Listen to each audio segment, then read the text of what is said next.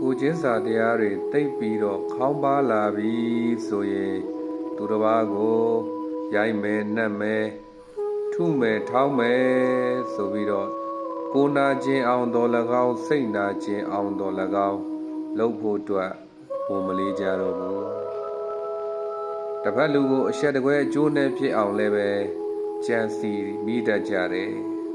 ဒါဟာဒေါသရဲ့အပြစ်တွေလည်းပါပါတယ်ကိုချင်းစာတရားဟာမေတ္တာတရားပေါ်မှာအခြေခံတယ်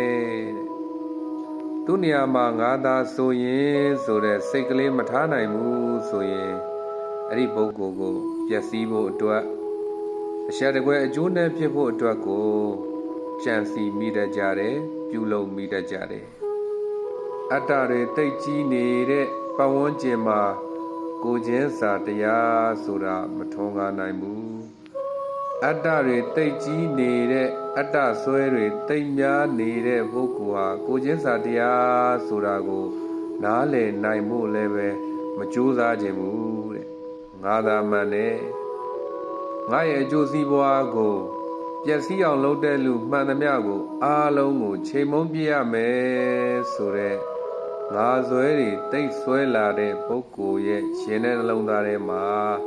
ကိုချင်းစာတရားတွေပျောက်ဆုံးတတ်တယ်ကိုချင်းစာတရားတွေပျောက်ဆုံးတတ်တယ်လူလောကဆိုတာခဏတာတို့တွေအလေလာကြတာဖြစ်တယ်တူပေါ်မှာတူဟာမေတ္တာစိတ်ကလေးတွေနဲ့သူနေရာမှာငါသာဆိုရင်ဆိုတဲ့စိတ်ကလေးတွေထားနိုင်အောင်ကြိုးစားကြရမယ်ကိုဟာ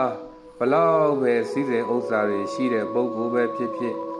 ကိုဟာဘလောက်ပဲယာထုအာနာပါဝါတွေပဲကြီးကြီးတစ်ချိန်ရောက်ရင်အားလုံးတို့တွေကထားခဲ့ကြရမှာ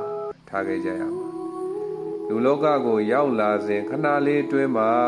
တူပေါ်မှာတူဖေးမကူညီတဲ့မေတ္တာလေးတွေထားပြီးတော့တူရဲ့ကောင်းကျိုးကိုတူကလိုလားတဲ့စိတ်ကလေးတွေမွေးမြူနိုင်အောင်ကြိုးစားကြရမှာဖြစ်ပါတယ်